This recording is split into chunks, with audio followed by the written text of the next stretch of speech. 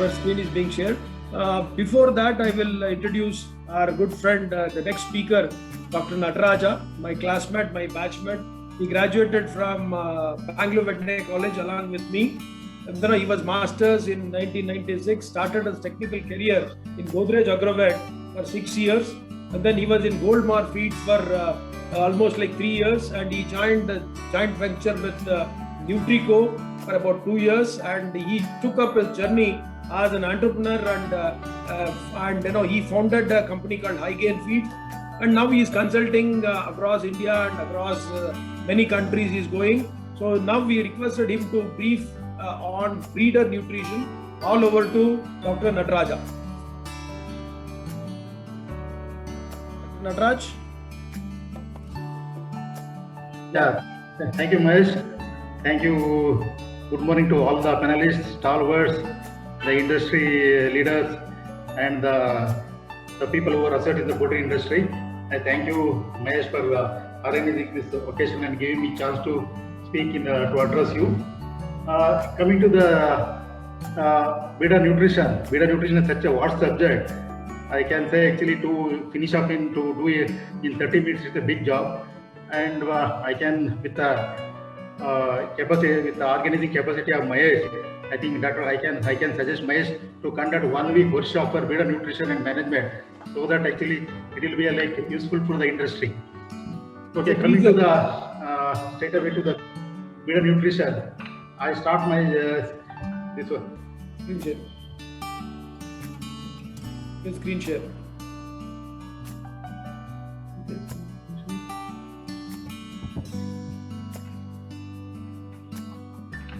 Please go on.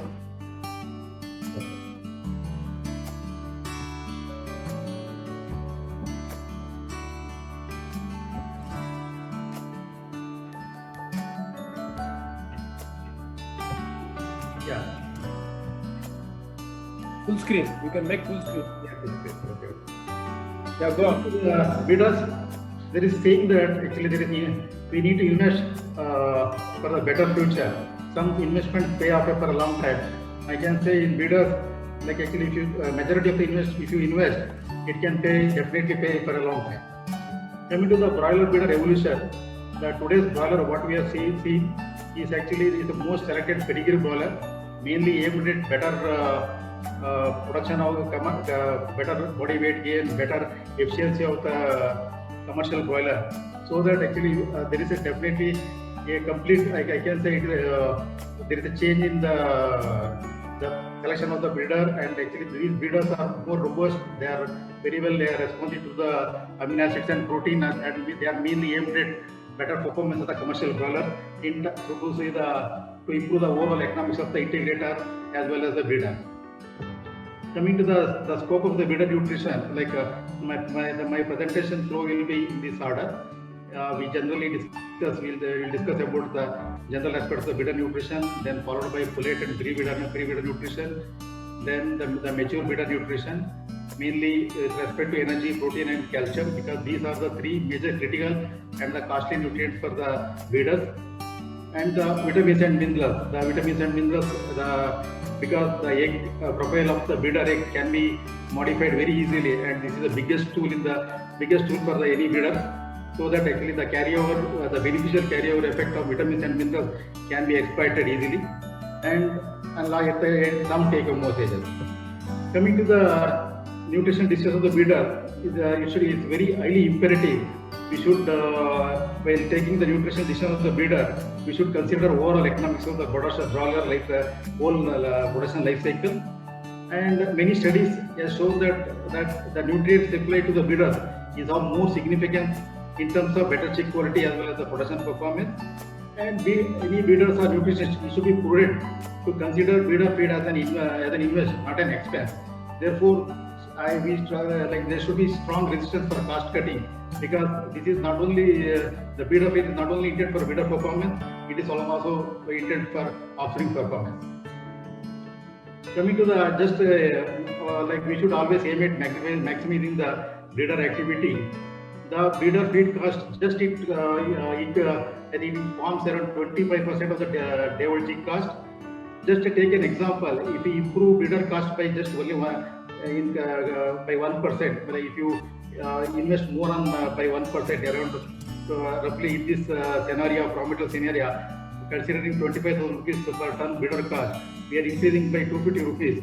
This incremental cost can it will be around roughly it will be around 50 rupees per breeder.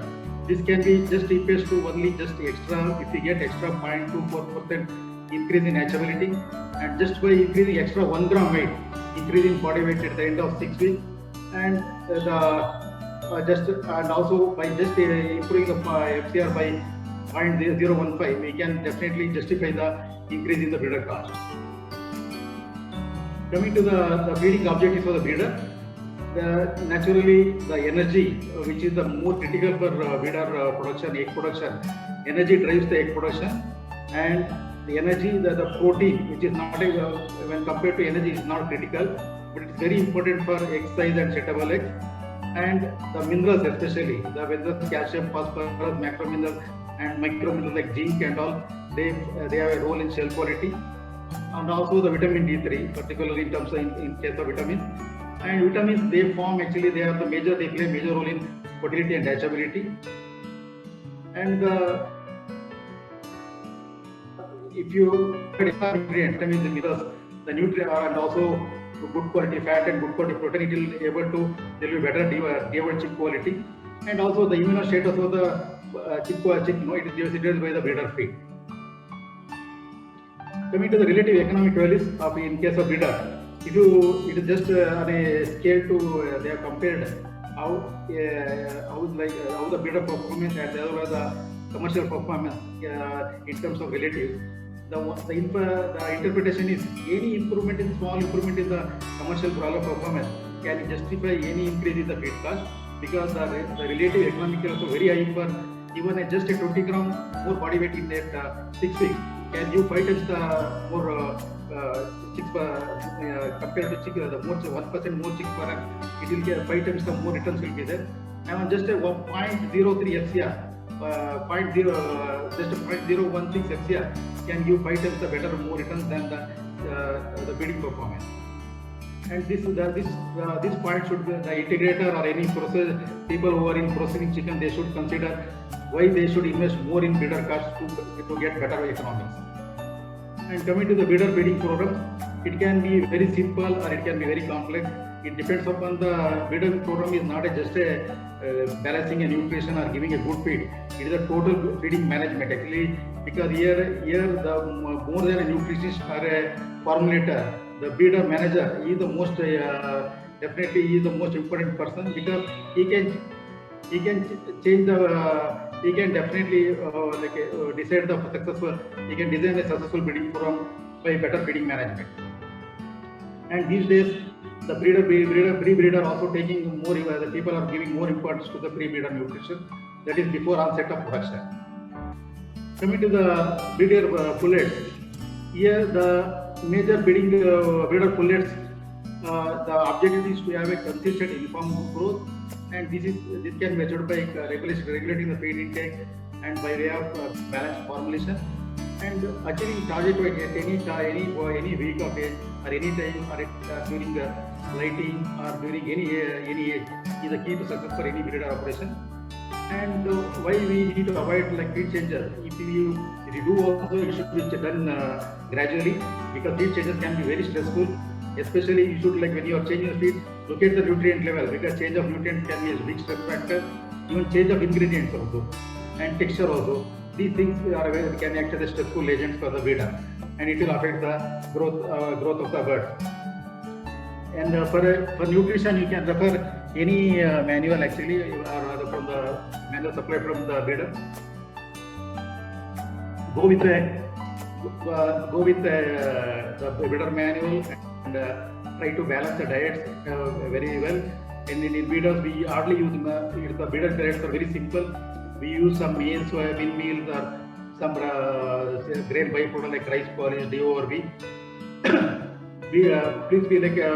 Please update the matrix value of the feed ingredient according to the composition of the ingredient. This is we call it the black box of any formula, any nutrition software or a formulation software.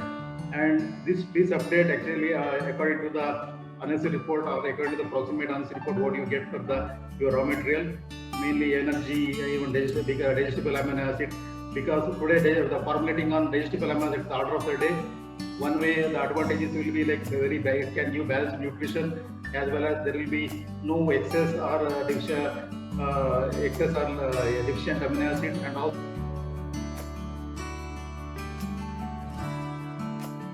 like available phosphorus, looking at calcium and available phosphorus, and other minerals like sodium, potassium, Cl, which we call which form the dietary electrolyte balance, should be looked into also. And linoleic acid we should not worry in case of maize-based diet, because maize is a very good source of linoleic acid. And also this is a phytase, I think my guru Dr. Ramarao favorite subject, and this phytase, because in general I have observed actually feeders are more conservative in using phytase. They are more dependent upon inorganic phosphates like DCP or monocalcium phosphate. I can definitely, I can say phytase is the most efficacious and cost-effective additive which we are having at our disposal. And the new generation phytases are versatile and very robust. They can degrade phytic phosphorus up to 60% at single dosage. And there is not only just release phosphorus, there is something called extra phosphoric effect, which we can take advantage. We can expect this enzyme. And this is this additive, I think, should be a compulsory part of any breeder feed. It is not only releases phosphorus, it also releases a lot of calcium, other nutrients like zinc, manganese, which are binded to phytic acid. Also, it helps in improving the digestibility of especially amino acids by releasing some amino acids, and also it improves the net energy of the diet, because phytic acid is a very strong anti-nutritional in nature. It causes a lot of irritation in the gastric tract, and then in turn there will be a lot of mucin production. This we can avoid. This anti-nutrition can be overcome by using phytase, and we can save in terms of energy. And coming to the pre-breeder diet, and this is becoming more of a recently people are they are more focusing on it actually. Mainly for it is the pre-breeder, it is like just priming the bird for the future onset, priming the bird or conditioning the bird for the onset of production. It is mainly to do with calcium metabolism, because we introduce calcium in this stage so that there will be the bird will be adjusted to the more calcium diet, and also there will be proper medullary bone formation. And there is a question, can we make underweight birds or uneven birds, can we bring uniformity? I think it's a little questionable, but since there are a lot of changes at this stage of puberty, because the birds are at maturity, the bird needs some body reserves, and I think some weight correction can be done, but uniformity I think is still questionable. Coming to the breeder nutrition, the present breeders are more leaner. They are more leaner. They have a less fat accumulation. Therefore, and that is said that actually they are for sustaining the peak production, there should be some reserve, so that these 4 to 5 weeks of the pre-breeder feed, so that it is a conditioning that we can prime up or condition the hen, so that by giving a good amount of energy, good amount of protein, we can little bit condition the bird, so that there will be some fat accumulation and it can sustain the future production. Pre-layer feed around 2 to 2.5% calcium for 4 weeks, and it is definitely not advisable less than in the grower stage and all, because it can cause the excess calcium can cause some kidney damage and it leads to gout. And maintain good amount of energy without saying that. And also we can think of giving some vitamin D3, extra vitamin D3, maybe new vitamin D3 metabolites like ID or alpha D3 in the water, so that water in the feed, so that there will be better medullary bone formation. This is the medullary bone. This is the medullary bone. The inside, at the onset of puberty, whatever the bone marrow, it will be replaced by medullary bone, and this is this bone which will be in future when the birds start laying. This will be formed. This will serve as a source of calcium and calcium, especially in the dark hours when the bird is not feeding the feed. And this is like actually immature. Sorry. This is the where the bone, the medullary bone formation are not taken place, and we should give definitely importance to this medullary bone formation.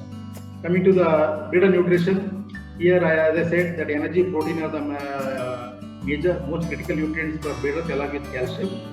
Energy is very highly critical, but many till date I think we are believed that actually the protein is the major critical nutrient for the breeder, but it is the energy is the most critical because these birds are adults.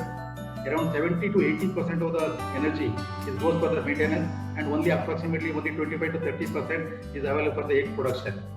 And the energy needs are, it is mainly influenced by body size, temperature of the climate, and growth of the bird. Growth is hardly there, but still there is some growth will be there in the breeders because they will be consuming protein and amino acids which will go for growth and for the egg mass production. And once again coming to the mature breeders, around 30% of nutrients goes to produce one egg. And modern breeds, especially the new broiler breeds, they are more responsive to amino acid and protein. They also some amount of protein goes for the daily growth, and in an energy of 450 to 480 kilocalories per day, we are will be given in the form of feed. And please take care that higher energy should not be given actually, because it can lead to multiple ovulation and the egg growth condition leading to peritonitis and total damage of the bird.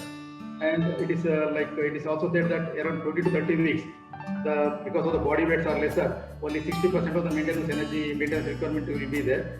And once it crosses 30 weeks, around 70 to 80% will go for the maintenance. This is just a table which you can consider for the energy allowance for the breeder based on the age for the different categories of the different body weight categories, maybe for underweight, ideal weight, and overweight. Overweight doesn't mean that we should reduce the feed allowance, because overweight means naturally they require more body weight. It should be in accordance with the body weight, temperature, and also the egg mass output. There are some studies by our senior research scientists. One study was conducted by Pierce and Heron. He has conducted the influence of energy and protein on the production parameters. They have studied at different levels of energy and at different levels of protein. Only energy, when the energy was given at varied level, it had affected significantly the production of eggs. But similar effect was not observed when the protein was varied from 27 grams to 16.5 grams. Then this is the common management feeding management we do after post peak production.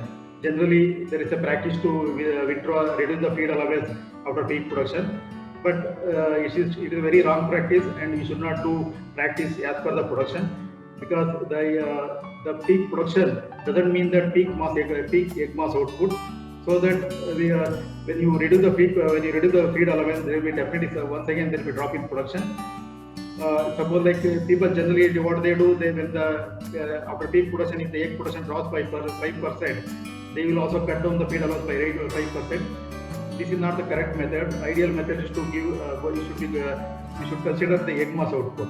This is just example I have calculated. I have taken from the senior veterinarian and senior breeder. The ideal feeding approach will be, suppose the egg producing around 85%, consuming around 160 gram of feed for breeder feed, which is contributing around 448 kilocalories per day. Taking example, egg weight around 65, the egg mass output will be around 55.3 gram. Suppose if it drops by 5%, means up to 80%, considering the egg weight around 66 grams, the egg mass output will be 52.8. The net difference in egg mass output will be only 2.45 grams, and the actual difference is only 4.5%. But if you convert into the real energy, a breeder egg which is equal to around energy of around 140 kilocalories, the energy requirement should be reduced by only 6.3 kilocalories. Just you convert into you you convert it by percentage, how much it should be dropped actually. If the bird is consuming around 450 kilocalories, the net energy reduction should be only 6.3 kilocalories. Percentage wise, it should be only 1.4%, and it is not the 5%. This is the every bidder should go by with the ECMAS output approach. Hello. Protein, and coming to the protein and amino acids, by itself, protein is very less critical compared to energy, because only it is critical for egg size and for settable egg. And in coming to the protein, the methionine forms is highly it plays a very critical role for the egg size, and to some extent linoleic acid. But the linoleic acid is the requirement is generally met by maize-based diet. I think in India, I think we should not consider much about this one. And average breeder diet contains around 15% protein, and considering it at 160 to 165 gram feed allowance, it contributes to around 24 to 25 grams per day per hen, which is more than the requirement. And there is also studies that excess protein associated with poor hatchability, fertility, and also it aggravates heat stress. Because the protein, whatever protein consumed, it needs to be catabolized in the body, and it will increases the heat production in the body. And the one solution I can say is the formulating on ideal protein, that is digestible amino acid basis, can overcome these problems. This is way back NRC 1994. They are given the daily requirements of the broiler breeder in terms of protein and amino acid. This is based on total amino acid, and is much out. You can say it is outdated. There is no need to follow this table. This is just a reference we can consider. And there are many studies later. Actually, the scientist Fisher, animal nutrition expert, he conducted based on available amino acid, and the University of Arkansas, led by Dr. Craig Poon, he has got very ideal amino acid requirements of in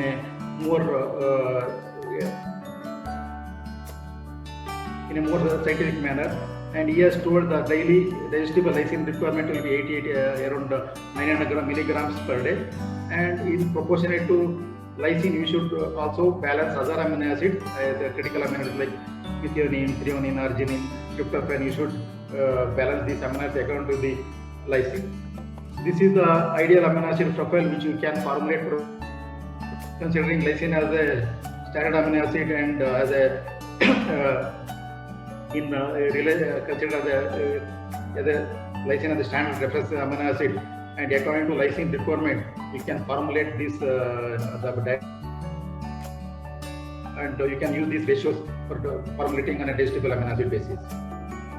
Coming to the impact of excess protein on fertility. This is studied by the seniors, Lopez and Leeson. They studied the effect of dietary protein on fertility. It is that after 16% protein, they found when they carried the experiment up to 64 weeks, they found out total fertility of the flock was around 91%. When they decreased protein to around 14%, it came to 93.3, and at 12% it was still better, and at 10% it was around highest 95.4. But these diets were similar in amino acid and energy. They have maintained that actually they have formulated according to the essential amino acid. Protein was very difficult to formulate these low protein diets, because the cereal, it forms the cereal, and cereal byproducts will become major part of the diet, and generally the cereal byproducts amino acid profile, it will be highly vary in levels as well as the digestibility. And there is a very close relation between fertility and hatchability. One should consider it is almost the curve is almost a parallel curve, and both have a parallel effect. Coming to the vitamins and minerals nutrition of the breeder, this is one of the important tool in breeder nutrition, because it has egg vitamin profile and mineral profile can be easily modified through mother nutrition. This can be considered as an important tool in delivering the vitamins and minerals in proper amount, and it can be we can enrich the egg or embryo egg by supplementing vitamins and mineral required vitamins in proper amount, so that will be enrichment of the egg. And vitamin requirements need to be updated because of a lot of genetic improvement has been taken place. And vitamins cost is it accounts for only 4% of the breeder cost. But however, any efforts to minimize the feed cost can have a significant economic loss. And we can definitely transfer many nutrients, vitamins, especially fat soluble vitamins and even B complex vitamins also, along with other trace minerals like copper, manganese, zinc, and also selenium, so that there will be positive effect on offspring performance. I mean, the major vitamins which can have a significant role in embryo development is the B complex vitamins along with vitamin K. Especially in B complex vitamins, the riboflavin is I think it is a very critical. Even riboflavin, if somebody accidentally omits riboflavin in the diet or while making the premix, or if you are accidentally bestowed vitamin premix, it can bring the hatchability to as low as 0. And other vitamins also have a very positive effect on the body weight gain, especially vitamin A, cyanocobalamin, then vitamin B, calcium pantothenate, and biotin.